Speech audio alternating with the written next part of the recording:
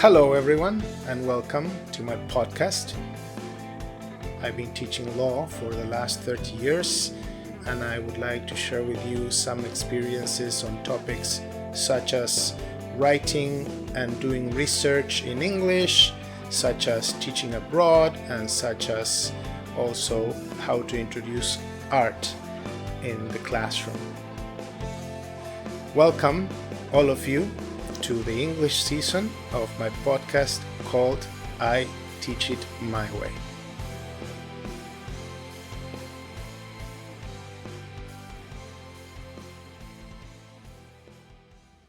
Hello Santiago, how are you? Hello Luz, hello Malena. We're very happy to have here a special host today. You already know me, I'm Luz Grané. Hi everyone, I am Malena Guevara. And today we're going to talk about writing in English and the research behind it. So, Santiago, we know that you have published many articles in English and that you in fact have been working in research for a very long time. So our question is, how important is it for a researcher to know other languages? We will talk about other languages in the future, but specifically now in research. Research or research? Speaking of languages, you seem American. Yes, I am American. Oh, you are? I use the American accent. I see. You know, in England they say research, so that you know. How important are languages when you are undertaking research, or when you're writing an article or a book or a doctoral thesis? Well, some doctoral programs, they will not register you unless you can prove that you handle a second and sometimes a third language. I think in general,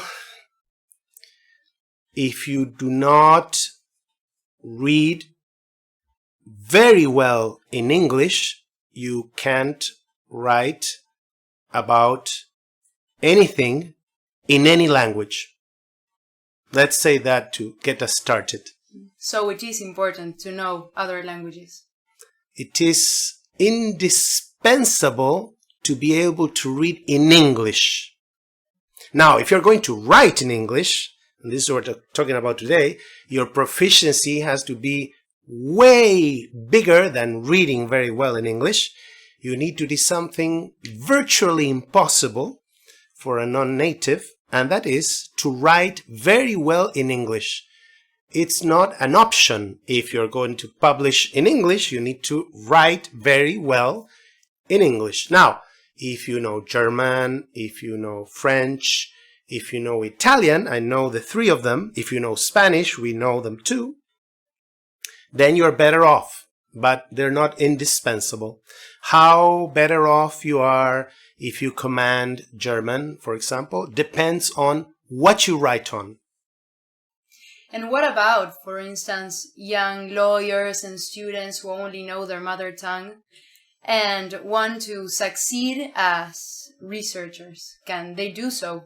Well, we're talking about researchers in English. We're talking about writing in English. Well, they can't. They need to learn English. And for many of them, it's too late to do it. So the good advice for them is, please don't try to publish in English. But it's a very obvious advice, as they couldn't.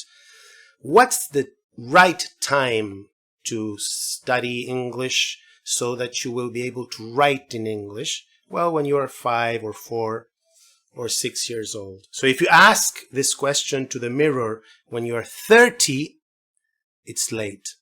You will be a great scholar, but maybe of Italian literature. And was it hard for you to start writing and publishing in English? I mean, did you have a mentor, a professor who, guided you through those first steps? Because publishing in English is very different from here in Argentina. Yes. Well, let me first tell you that I was very lucky. If you want to use the word luck, if you believe in luck, I don't, but I'll say I was very lucky that my parents took care of an aspect of my life that later on turned out to be the indispensable one. Because when I finished high school, I came to the realization that without any choice on my part, I was proficient in English. I had attended a bilingual school since I was 4 years old. Us too.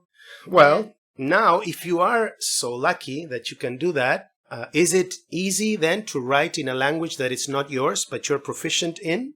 No, it isn't easy. Even now, I always prefer to write in my language. But for a scholar with an international projection who lives in Argentina, but has an international projection, or who lives in Argentina but travels a lot on top of the projection, you need to write in English, even if you would prefer to write only in Spanish, because a significant part of your readership is in English and many other reasons. So it is, Malena, difficult-er. I don't think I had any mentor that helped me out in this process. I started writing in English when I was much older than you, writing law in English. I had just crossed the barrier of 30 that's actually when I tried my first one. How old were you? 30 and When I tried my first one, I was 29. And what went through your head, through your mind, when you first saw your first publication in English? I mean, tell us how you felt when you saw those 3 words, like by Santiago Legarre in an English magazine God. or I don't know, website. I actually have it right behind you. This guy was amazing. And one day he came to me and said, I want to do this book in honor of a Chinese scholar, and we would like an Argentine contribution. Now I'm your professor, and you may think that he was hinting at an Argentine contribution. Me. No. I was his classmate. I was not in the radar for him as a professor to write here. But the guy who was in the radar, Professor Julio Barberis, Requiescat Impache, 100 Voces.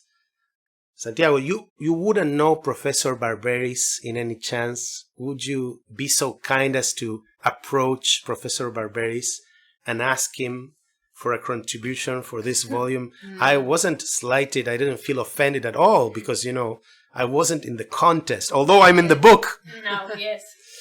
I said, yes, I know him a bit. I would be delighted to convey this invitation. And I did.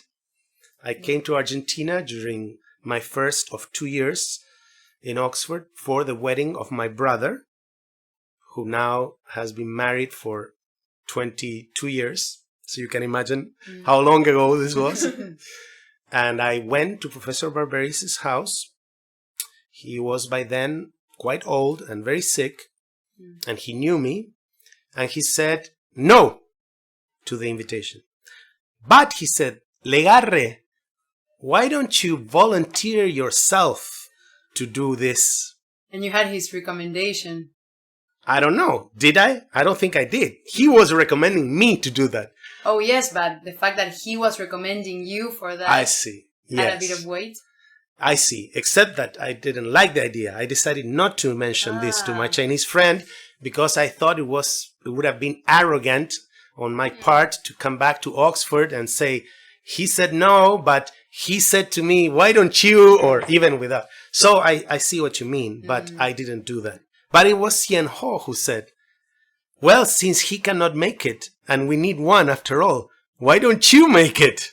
And I, of course, said no. Okay. No. I said no, but I didn't believe my no. I knew it was a yes, that kind of. You didn't want to seem too excited. Yeah, Yes. yeah. So in the end, I said yes, and here it is. Okay. It is so bad. Really? Oh Yeah, my it's God. Oh, it's terrible. And which is But you need to get started somehow. You need a friend. which article are you most proud of?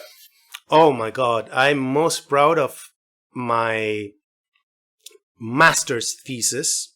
Yes. Of 100 pages in English being published. This one has an interesting story, by the way. The one I'm so proud of. Do you wanna Do you want to tell it? Okay, sure. So I finished my master's thesis, a master's thesis in Oxford and elsewhere is a dissertation, a thesis, a document of a certain size. And the size is 1/3 of the size expected for the next step, the PhD thesis or dissertation. So 300 pages for a PhD thesis in law, 100 pages for the master's thesis. It gets you ready. And then you can use materials in your first dissertation towards your second. When I was done with the first, I had already published my first article in English, which I told you about. Now we've jumped in time a few years, not many. But I thought I had gotten better now. I wasn't a doctor yet. I didn't have a PhD. But I thought I had gotten better. So I thought I would try to publish it. This very long one, which now you saw that it has been published.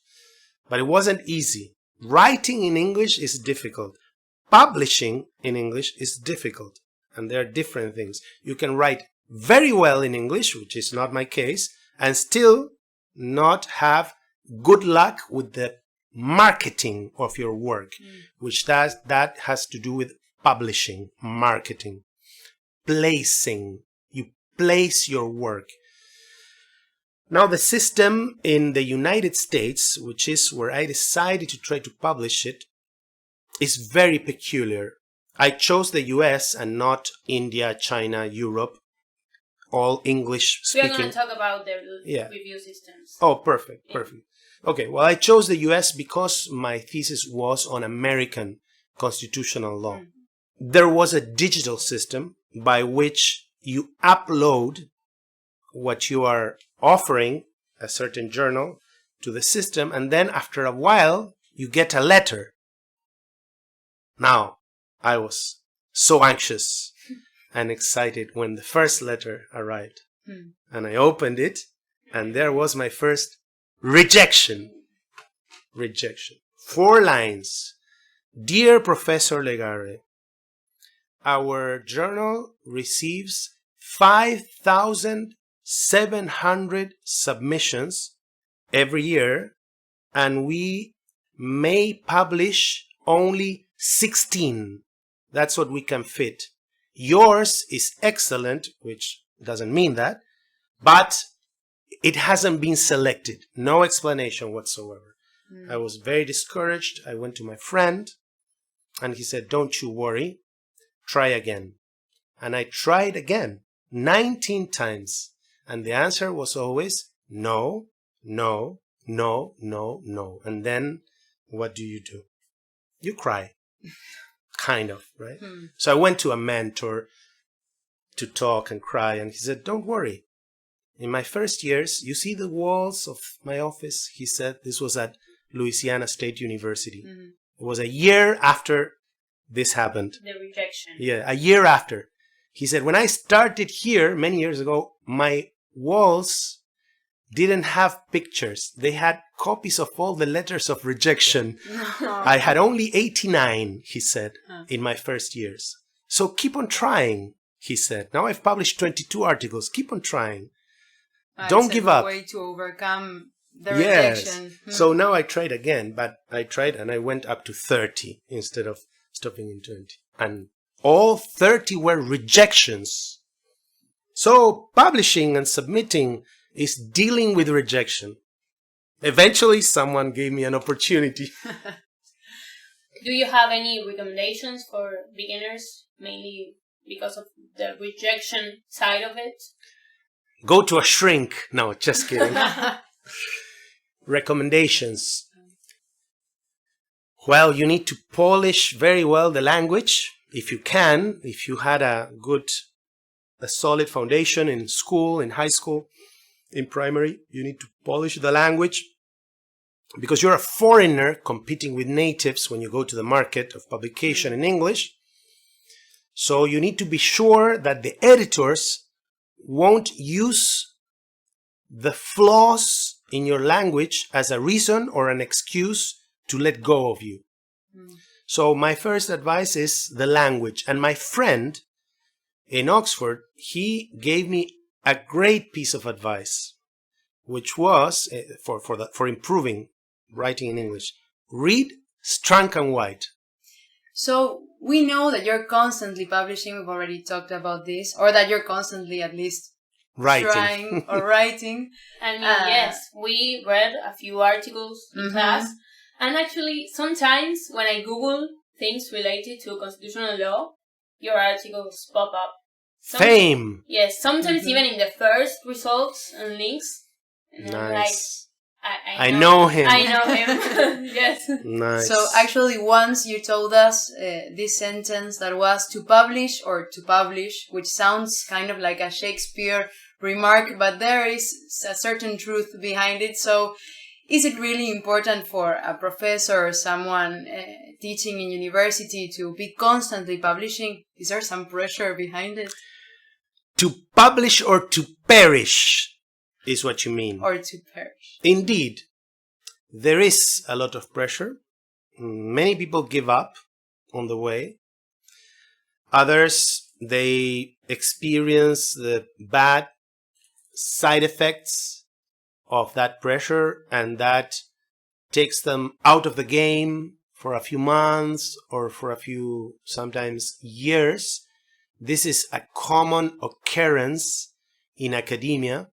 I remember one time, many years ago, someone told me in Spain that people in the university referred to clinical depression, a side effect of this pressure for some. It's a thing. It is a thing. They call it la enfermedad del campus, the illness of the campus, like the most characteristic illness for the student and for the scholar. Well, the reasons for that pressure are multifarious, but one is that if you want to be a good professor, you need to be creative, you need to explore, you need to think, and the way we think in the humanities, where we don't use laboratories and experiments, is writing. So you publish or you perish in many ways, but the most important one is that if you don't write, you won't be able to be an excellent teacher. Because to develop ideas, concepts, test them, share them, check them, you need to write them. So we will talk about the review systems in the near future. Yes. But for now, we would like to ask, where do you publish? Are the articles go on magazines, websites, books? I would say in English, the two main types of outlets where I publish are journals or reviews, which is the same, like this one, the University of Pennsylvania Journal of Constitutional Law. This is the first outlet, the first type of publication I aim at when I write in English. We always need to stress we're talking about English.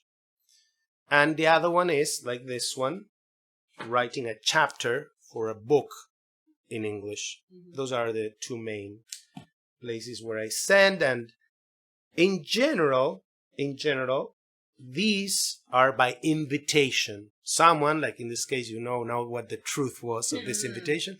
Someone invites you. I recently got an invitation to write in a volume. And in general, this one, no one invites you. You submit your work, and they reject you 89 times until someone has mercy on you. You know, well, I'll tell you more about who had mercy on me with this article. Yes, I mean, maybe there's a lot of people that don't know what an article goes through in order to get published. I mean, there's a whole process behind it, and it is usually exhausting for the writer. I mean, you can vouch for that. And talking about the review systems, would you mind explaining us what the peer review system is? Sure. The peer review system, which is the prevalent one in Europe and is marginally existent in the United States in law, marginally only, is one where the editor of the magazine, the journal, the review to which you submit the work, before deciding if he or she is going to include it in the magazine, sends your manuscript or typescript to a referee. The referee receives this document without the name of the author, and the author will never know the identity of this referee, which is why this system is called double blind. You know, like a blind date. Well, this is the double blind system where now this referee is reading this Word document, and after reading without knowing who the author is, to avoid any bias, the person will write a report, generally one-page report, where the referee can say one of three things. First, I recommend that for the following reasons, this article is not published in your journal. And then sends this report to the editor of the journal. Each journal has like a list of 20 referees, more or less, in Europe and marginally in the US. In Europe, in China, in India, in Africa, same. They send, okay, this guy in the list, we already sent too many this year. Let's send to this person. They send, issues the report. If the answer is the first of three possible, the editor is bound by this report and sends the report to the author, who will cry. Now, one of the great pains is rejection, but another pain is when rejection comes with this report. Because in the system I told you, on which I guess we'll talk later, there are no reasons. That can be more painful or less painful. With the reasons, sometimes the pain is because you read it and you say, hey, he's right. How didn't I realize that I should have looked at this source and I completely neglected it? This case, whatever, It you know. helps you grow. It helps you grow. Yeah. But sometimes it helps you grow the ugly way. Sometimes, occasionally, you read it and you know that this is a fake, that this is not true. You show it to your mentor and your mentor says, what did they do to you? But this happens seldom, but it sometimes happens. Second possibility is that the referee says, yes, this article ought to be published for the following reasons, A, B, C, D, E. And the third possibility, that one is called crying, but of joy. Joy. And the third one, and this process is so long, you know, the manuscripts needs to go to the referee is in Hawaii. It can take a year or 2 years or at least 6 months. Imagine if they say no, all this time only to, you know. The third possibility is this article could be, we could call it in Spanish, ni. It's not si or no, ni. This article could be published if the author addressed the following issues that are problematic, A, B, C, D. So they send it to you, to the author, and they say, look, we give you 3 months. If you manage to produce a new version that accommodates these observations by the referee, so you do it if you want, you send again, and they send it again to the referee, more time. Again, 6 months. Okay. And I've been a referee many times, and when they do this and they send you the new version, you need to read it to check if the person isn't like cheating and saying, well, maybe they won't check. And you talked about the American system. Yes. So, you want to know about the American system? Yes, Oh, the difference between short. Yeah. So, in the, let's call it the European system, in the European system, when you send your piece to a journal, you can't send the same piece to another journal until you hear back. You're bound. Okay. As a matter of fact, you can do it, but if you do it, it's scholarly wrong, and if you get caught, then in the future, no one will publish your work, because what wants to be avoided, as you can imagine, is that one journal is working on your piece, another one too, and it can't be published in the two of them. So in the end, so no one does this. You wait. This means that it takes a lot of time, but some of the best journals are in Europe. So now with the American system, it doesn't have this characteristic called exclusive submission, where the journal has the exclusivity of your work for the period of time they review it. The American system, by way of contrast, is called the system of simultaneous submission, where you are not only allowed but encouraged to submit your work at the same time to an unlimited number of journals. There are roughly 400 law journals in the US, so you may, if you so wish, go to a web page and press a button and send your piece to 400 at the same time. So when I told you earlier that I got 20 rejections in my first time, what now I can explain to you is that that was what is called in America my first wave of submissions. Wave, it's called like that. Okay. My first wave, I sent it to 20. Waves, from the side of the author, coincide with cycles on the side of the journals. The journals have two cycles. They're so-called cycles. One in the spring and one in the fall. And then waves by authors happen in each of the cycles. The cycles vary a bit between the journals, but they typically go from a certain day to a certain day of the fall, and from a certain day. So at that time, everyone is sending. So in my first wave, I decided I would try with 20. 5 top 10 journals, 5 cheap journals, and 10 in the middle. And I got all rejections. Then in my second wave, I went for 30, and I distributed a bit like this, all rejections. And then someone had mercy on me. Mercy. Mercy came from Brigham Young University in Utah. And when I got this letter, you were asking me earlier about emotions. I think it was one of the happiest days of my life. And it's important you understand this so that you understand the pain I experienced subsequently. Oh.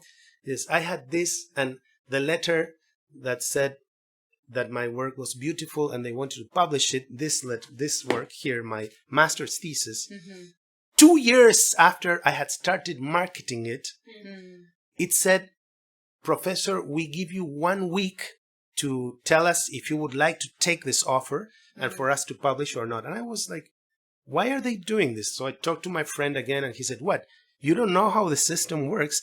Now you need to write to all those who rejected you, and you tell them that you have this offer by Brigham Young, and you tell them that you have 1 week to answer, to pressure them."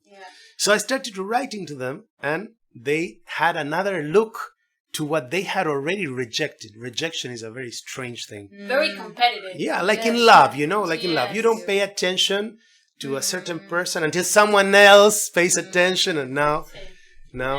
So why subsequent pain? Because in 3 days, I had an offer from the University of Pennsylvania, Ivy League, Journal of Constitutional Law, and I was like, oh my God, this is so awesome. But this means I will have to say no to Brigham Young, who opened me the door and gave me this opportunity. And I was a good guy. I didn't want to do this because I didn't understand the system. I didn't understand that this wasn't cruelty, but it's how the system works. So with tears, I turned down the offer from Brigham Young, and I took the Ivy offer. I know. For you, it would be like... Well, I would feel terrible. It's I a would very cry it's a very afterwards. competitive system, and yeah, it's tough. It's tough. And what about, because we know that in the American system, the students are those who review their teachers' work. How do you feel Oh my God. about this? Yes, first maybe I should explain what you correctly just said, which is that this is another difference with the European system. In the European system, China, India, Africa too, it's your peers who are editors and referees or other professors. But in the American system, that doesn't have referees or reports or anything. It's the students who control, the best students govern the law journals, all these 400 law journals. So one time when I was trying to market another article with which I had fallen in love with this article, I thought it was quite good. I had like my favorite student in class, and a law review student. A law review student, as we call them, a law review student, and she was great, and she asked me the best questions, and I thought she liked me. So because in the US there isn't any blind kind of system, you always know the identity. I went one day after class, I said, I have this that I wrote, in case you would like to consider it for the law review, as she was the number 2 of the law review.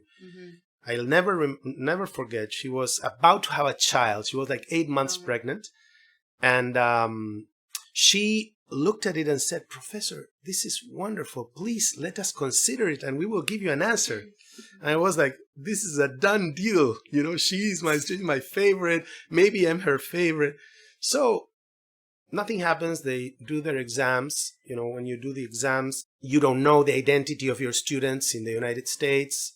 So I didn't know who this person was, but eventually the results were out, and she got a good grade because she was great. And she came to my office one day and she said, Professor, I am sorry to say that we have decided to forego. No. I learned a new verb, to forego your article. I was like, what?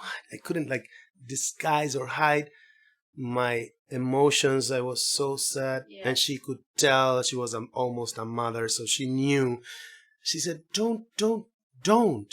Your article is excellent. It's just that we're looking articles of a different type of them at the moment, of different fields. And I was thinking, she is lying to me. I was thinking that. She then said, it is so excellent that I am confident that this article will be published in a better law journal than ours. And then I knew she was lying. But she was correct, because this is exactly what happened. Yes. So sometimes rejection is a blessing. Well, this is the end of this podcast. Thank Wonderful. you, Santiago, for being here. Thank you, Malena. Thank you for having me. Thank you, guys. Great pleasure. Until next time. We will be here next week with another episode. Thank you. Thank you. Bye. Bye.